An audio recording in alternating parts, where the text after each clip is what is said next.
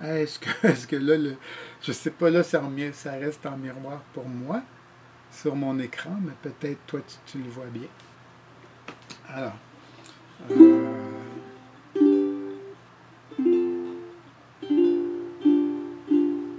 c'est sûr que le sujet du livre, c'était l'abus sexuel, qui n'est pas un sujet heureux, qui n'est pas un sujet facile. Euh, mais le but du livre, c'est de donner l'inspiration. L'inspiration, comme quoi on peut s'en sortir, on peut en guérir, j'aime pas ça le mot, mais outrepasser, aller au-delà et créer la vie que l'on veut, hein, la vie que l'on aime. Dans le livre, justement, je parle, entre autres, de mon expérience de clown.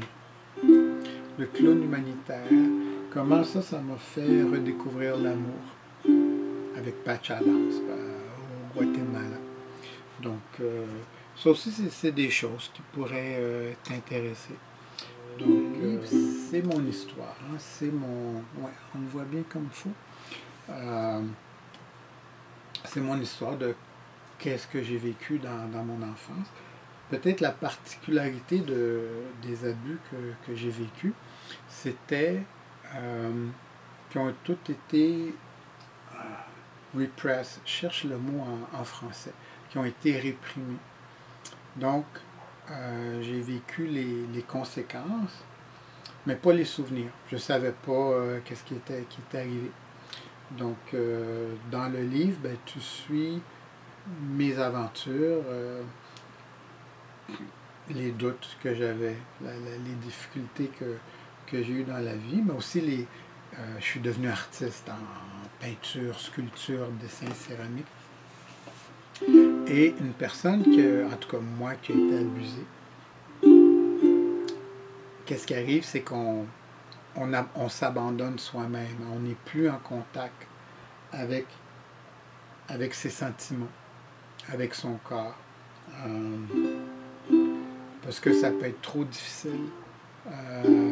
Le corps est merveilleux parce que le corps, il nous aime. Hein? Le corps, il prend soin de nous. Alors moi, les abus que j'ai vécus, ben, ils ont été cachés. Cachés par ma famille, mais surtout par moi. Et c'est seulement autour de... Quand j'avais 30 ans, j'étais en Hollande. Et je venais de vivre 2 ans et demi d'aventure, de création, de rencontres, plein de choses merveilleuses, mais aussi difficiles. Une relation qui, je pourrais dire, qui m'a amené au bord du suicide. Et c'est souvent, je ne sais pas si tu as remarqué dans ta vie, quand tu as des mauvaises passes, ben souvent, il y a quelque chose de positif qui va en sortir, éventuellement. Je n'ai pas encore toujours ce réflexe-là de me dire « Oh là là, la vie est dure », c'est parce que ça va, quelque chose de super positif va s'en sortir bientôt. Mais je commence pas mal à avoir ça. Alors, j'étais à Amsterdam, j'avais fait une exposition de mes peintures. Hein. Si tu vas sur mon site où tu as eu le lien, tu peux voir mes peintures, mes sculptures, tout ça. Et puis, je venais d'avoir mon vernissage. Et j'avais trouvé mon appartement. Et finalement, tout allait bien dans ma vie. Ben, tout. C'était vraiment une belle période qui allait très, très bien dans ma vie. Et puis, sans trop te révéler ce qui arrive dans le livre, hein, puisque le livre c'est intéressant à lire. C'est dans cette période-là où je vivais quelque chose de le plus heureux que j'ai jamais été dans ma vie, tout simplement. Je pense que c'est la seule façon de le dire. Ce moment-là où j'étais, pour la première fois, je me sentais bien. J'avais mon appartement, j'avais une amante, une copine, une relation qui ne me causait pas de problème. puis c'est dans une session de yoga que soudainement, un premier souvenir est apparu. Là, je pourrais aller en mineur. Je pense que mineur, c'est mieux pour parler des souvenirs difficiles. C'est le thème de l'abus. Hein? C'est un thème que, malheureusement, j'ai fait une exposition en 91, puis je parlais des statistiques. Puis quand on disait qu'une femme sur 3 avant l'âge de 18 ans, mais aussi un homme sur 6 avant l'âge de 18 ans, a vécu une forme d'abus. Ça peut être abus verbal, abus physique ou abus sexuel, malheureusement. Et que la famille n'est pas le lieu sûr qu'on essaye de nous faire croire. Mais mon livre, justement, c'est un message comme quoi c'est possible, et avec des outils, de passer à travers et de s'en sortir. Dans mon parcours, ce que j'ai vu, c'est que il y a pas vraiment. Il y a l'expression qui dit tous les chemins mènent à Rome, si on s'y rend. Mais disons, l'outil principal, je te dirais, les violences qu'on a vécues, finalement, c'est qu'on s'est abandonné. Et ça m'a pris très longtemps de comprendre ce concept-là d'être abandonné. Et dans mon chemin à moi, ben, ça a été la première chose qui m'a sauvé, qui m'a aidé, si je peux dire, c'est la musique. Parce que j'étais pas en contact avec mes émotions. La musique a été ma première voix, pas la mienne parce que je ne pouvais pas la découvrir, mais d'écouter les autres, et ça m'a permis à commencer à identifier des émotions. Le phénomène de l'abus, finalement, c'est que ça nous... Pour survivre, c'est comme un fusible. Hein. En France, on va dire on a pété un plomb. Je pense qu'on a pété le fusible.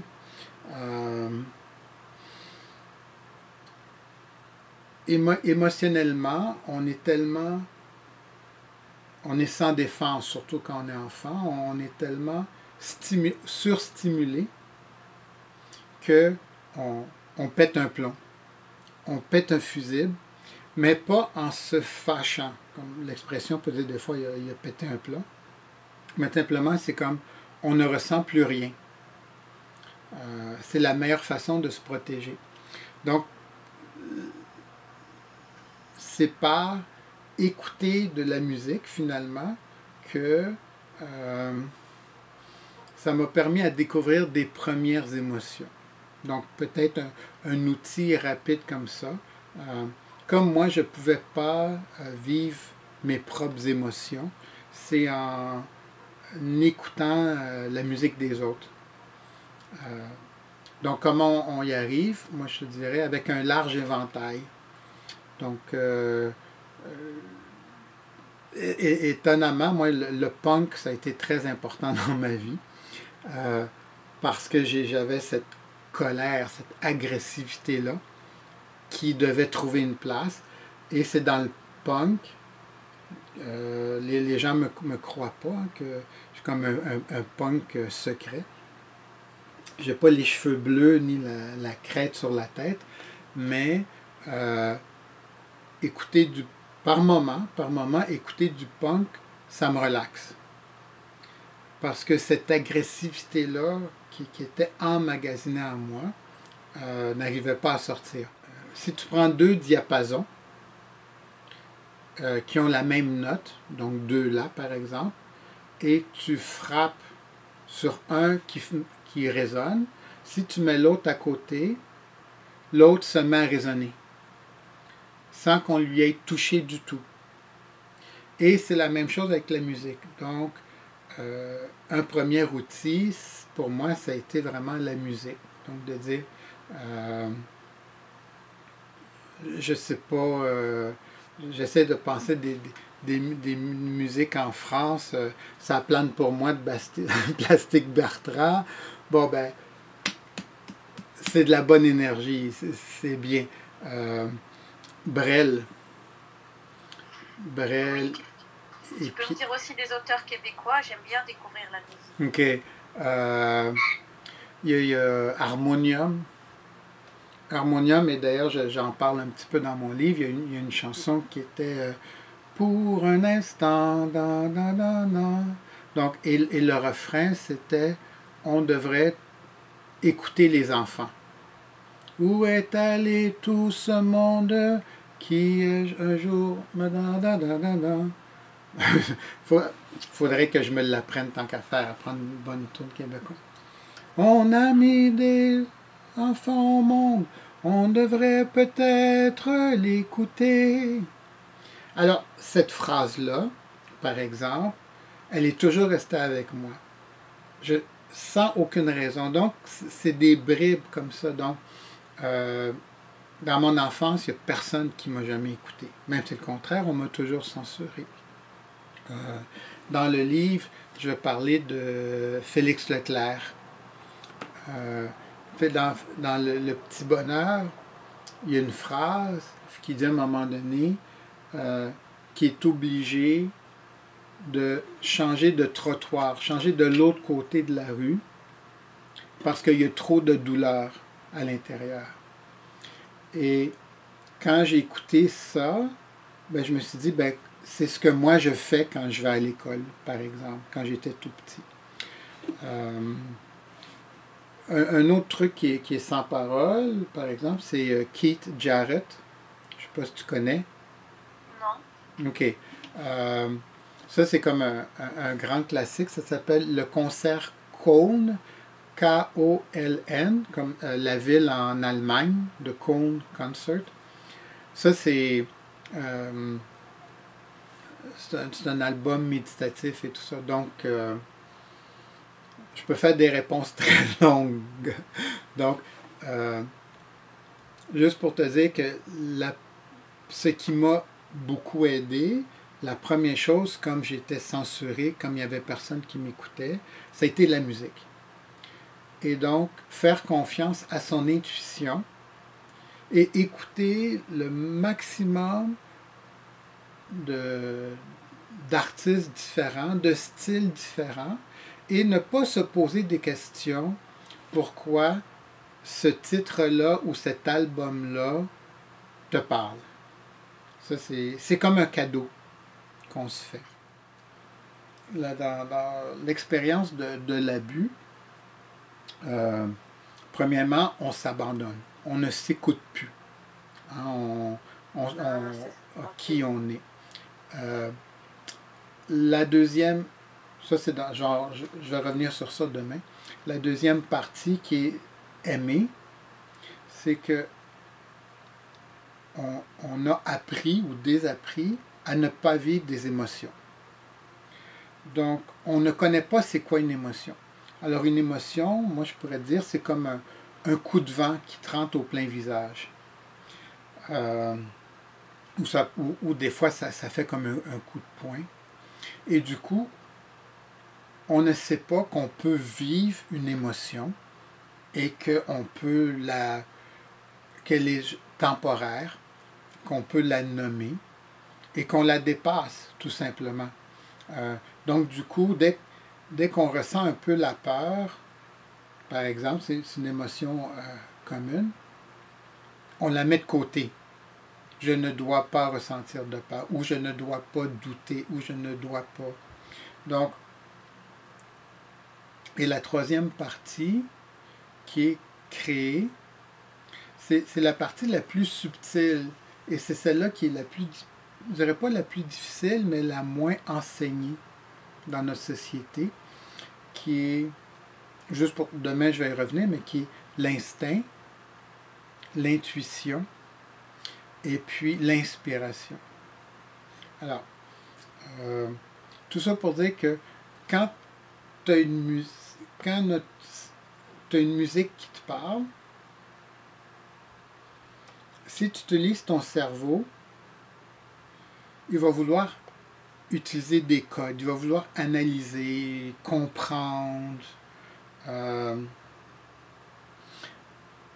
Et ça c'est utile quand tu veux faire fonctionner un ordinateur, par exemple. Quand tu as des meubles IKEA à monter, par exemple. Quand tes équivalences que tu es obligé à compléter, par exemple. Donc le cerveau, il est très utile pour ça. Le cerveau, c'est un outil. Mais le cerveau ne doit pas nous guider dans la vie. Ce qui doit nous guider, c'est la boussole, qui pourrait dire ta mission de vie, ton but dans la vie, ta passion. Et ce qui est perdu dans la société moderne pour différentes raisons, on va parler de passion, de notre raison d'être, de notre mission dans la vie, si je peux dire. Et comment on l'a fait pour la retrouver? Ben, c'est en faisant confiance en notre intuition, en notre instinct et en notre inspiration. Ces choses-là, ils sont immatérielles. La pensée, c'est du concret. On peut l'écrire, on peut la mettre sur papier. Les émotions nous portent, elles nous font bouger. Mais la troisième partie qui est dans la création, qui est l'instinct, l'intuition et l'inspiration, bien celle-là, elle n'utilise pas les mots, elle n'utilise pas les émotions. Et c'est je dirais pas un talent, mais c'est la partie la plus subtile qui est, comment je peux dire, qui va harmoniser, retrouver notre but dans la vie, notre fonction dans la vie, notre désir dans la vie. Et ça vient par le silence. Ça vient par... je ne vais pas trop en dire parce que je ne veux pas trop... Mais cet aspect-là, c'est la partie la plus immatérielle. Il y en a qui peuvent utiliser le mot spirituel. Mais après, c'est à chacun de trouver le mot qui lui convient et l'inspire. Je me tiens loin des mots reliés aux croyances et à la religion, par exemple. Donc, fais-toi confiance, puis tu te dis, cette musique-là m'interpelle. OK. Et c'est tout. Et tu commences à te nourrir des choses qui t'interpellent, tout simplement. Le cerveau, dis-toi, c'est pour le IKEA. Quand les gens me demandent quelque chose de concret, là, ils disent, OK, Guy, c'est bien beau tout ça, mais moi je te dirais, ben, commence à écrire les morceaux vraiment qui toi, te touchent. Tout simplement. Les morceaux qui te font, j'allais dire qui te font plaisir, mais des fois, on aime écouter de la musique triste parce que c'est un sentiment qui nous fait du bien. C'est pas mauvais d'être triste, si je peux dire. C'est une émotion parmi tant d'autres. Donc, le chemin de retrouver son intuition, par exemple, ça peut être ça.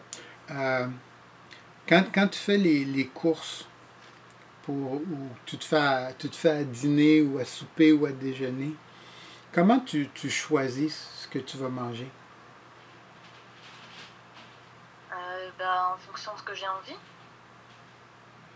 Oui. Est-ce que des fois, est-ce que tu suis toujours ce que tu as envie ou des fois tu dis, il faut que j'aille raisonnable ou ça va me faire engraisser ou ça va être ci ou ça va être ça ou as-tu comme un mélange un petit peu de tout ça? Oui, aussi, oui. Hey.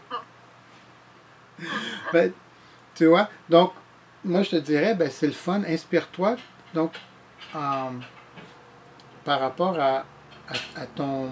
Tu vois, là c'est intéressant parce qu'on vient parler de la nourriture. C'est les sens, hein? Retrouver les sens, le toucher. la nourriture, déjà, juste la façon que tu m'as répondu, puis que je trouve ça excellent, je trouvais ça le fun, tu fais la différence entre ce que tu as envie, puis tout de suite, il y a le IKEA qui est rentré un peu. Ah oui, mais peut-être ça va me coûter cher, ou non, non, ça je peux me le faire une fois par semaine, ou non, ça va me faire engraisser, ou est-ce que tu vois la différence entre le mental qui rentre en place? Oui. Et quand tu parlais de l'intuition, est-ce que c'est par exemple quand je me dis ce que j'ai envie? Exactement. C'est ça l'intuition, ok. Oui, merci. Tu vois, chacun, on a notre bibliothèque, notre langage. Donc, ça, c'est une belle piste pour toi. Parce que là, tu as le goût un petit peu de la différence entre l'envie puis l'IKEA. Oui. Et donc, en musique, te faire une liste des choses qui te touchent, c'est qu'est-ce qui va te parler à toi. J'ai un album fétiche, je ne l'ai pas avec moi parce que j'ai plus dans le 33 tours ou même les CD. Mais je ne sais pas si tu connais le groupe Supertramp. Oui. Bon. Il y a un album qui s'appelle Crime of the Century. D'accord, je ne connais pas. Ok, voilà. Tu pourras regarder. Et sur la couverture, c'est des étoiles dans l'univers. Et tu as deux mains derrière des barreaux de prison. Et cet album-là est resté avec moi, ben, je suis pas mort là, quand même, mais je veux dire, toute ma vie. Et donc, il y avait la musique, mais il y avait aussi cette pochette-là. Et c'est vraiment 20, 30, 40 ans plus tard que j'ai trouvé un sens à pourquoi non seulement la musique me parlait, mais cette couverture-là, pourquoi elle est importante pour moi. Elle a eu un sens, mais c'est mon intuition, donc on va parler envie dans ce que tu dis, qui fait que, qui m'a informé qu'il y avait quelque chose là d'important. Voilà. C'est ça que tu voulais dire. Ton intuition ou ton envie? Oui, ben, autrement dit, c'est quand on travaille tous les deux ensemble, c'est ce qui est merveilleux, c'est que les mots que moi j'utilise correspondent à mon histoire qui est dans ma tête, à mon IKEA. Donc, ce qui fonctionne, c'est quand on trouve les mots, quand je te parlais des deux diapasons, qui fait résonner l'autre. Donc, le mot intuition, dans mon langage à Guy, est équivalent au mot envie dans Laetitia.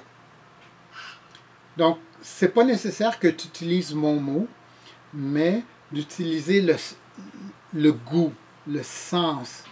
Et toi, envie, ça te parle, ça te dit. Donc, on va utiliser ce mot-là. OK. Vas-y. Je dis, on peut utiliser ton mot aussi. Absolument. Mais l'important, c'est qu'il te parle à toi. D'accord. Donc, on peut être bilingue. On dit, envie, intuition, envie, intuition. Ah, OK. C'est la même chose. Et donc, je peux l'utiliser. Et des fois, quand on utilise le mot intuition, tu dis, ah ben tiens, envie, il est gros de même. Et intuition, c'est gros de même. Et quand j'utilise le mot envie, ça me permet de vivre une telle partie de mon expérience, mais si j'utilise le mot intuition, ça me donne plus de liberté. Parce que ton intuition n'est pas nécessairement quelque chose qui va dire c'est bon pour moi ou c'est mauvais pour moi. Ou envie, il y a le côté un peu plaisir, qui est correct. Intuition, il n'y a pas de plaisir. C'est un message, c'est comme, ah oui, ça c'est important pour moi dans ça. Alors, c'est plus grand. Oui, il me semble. C'est mon intuition qui me fait te dire ça ce soir.